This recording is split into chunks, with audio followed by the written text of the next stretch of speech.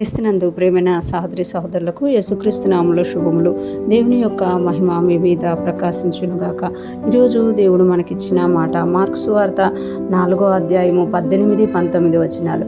ఇతరులు ముండ్ల పొదల్లో విత్తబడినవారు, వీరు వాక్యం విందురు గాని ఐహిక విచారములను, ధనమోసమును మరి ఇతరమైన అపేక్షలను లోపల చొచ్చి వాక్యమును అణిచివేయట వలన అది నిష్ఫలమగును. ఈ మాటలు మనం మార్కు సువార్తలో చూస్తున్నాము.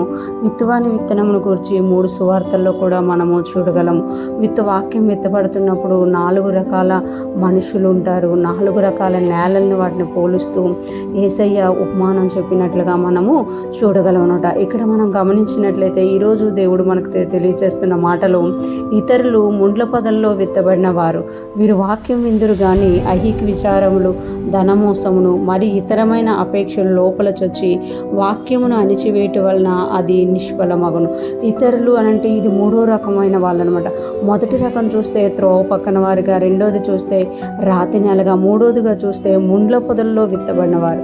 ముండ్ల పొదల్లో విత్తబడిన వారు ఎలా ఉంటారు అనంటే, వీరు వాక్యం విందురు కానీ ఐహిక విచారములు, అంటే వాక్యాన్ని వింటారు, దాన్ని తీసుకుంటారు, ఫలించడానికి ప్రారంభించేటప్పుడు వాళ్ళ జీవితంలో ఉన్న ఐహిక విచారములు, ధనమోసము మరియు ఇతరమైన అపేక్షలు లోపల చొచ్చి వాక్యమును అణిచివేయటం వలన అది నిష్ఫలమగును. వీరు వాక్యాన్ని వింటారు, వాక్యాన్ని తీసుకొని దాని ప్రకారం జీవించాలనుకుంటారు కానీ వాళ్ళలో ఉన్న బలహీనతలు, ఐహిక విచారములు, ఈ లోక సంబంధమైన విచారములు, శరీర సంబంధమైన విచారములు. ఇంకొకటి చూస్తే ధనమోసం, ధనమును గూర్చిన మోసం కలిగిన వారిగా ఉంటారన్నమాట. ధనం విషయంలో మోసపూరితమైనదిగా ఉంటారనమాట.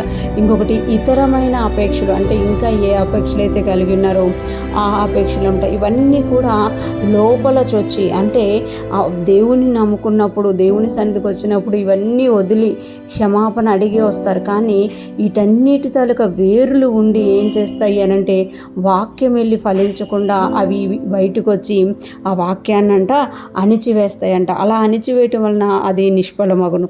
అదేమైపోతుంది అనంటే ఎంత శక్తివంతమైన వాక్యమైనా అది నిష్ఫలముగా మారిపోతుందంట. ఈరోజు ఫ్రెష్ మన్నా వింటున్న ప్రతి ఒక్కరూ జ్ఞాపకం చేసుకోవాలి. దేవుడు తెలియజేస్తున్నారు కదా,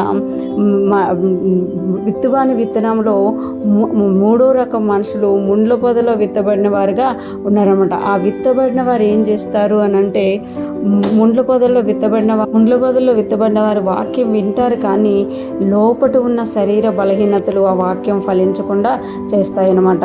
ఈరోజు ఫ్రెష్ మన్నా వింటున్న ప్రతి ఒక్కరూ కూడా మంచి నేలగా మారాలి.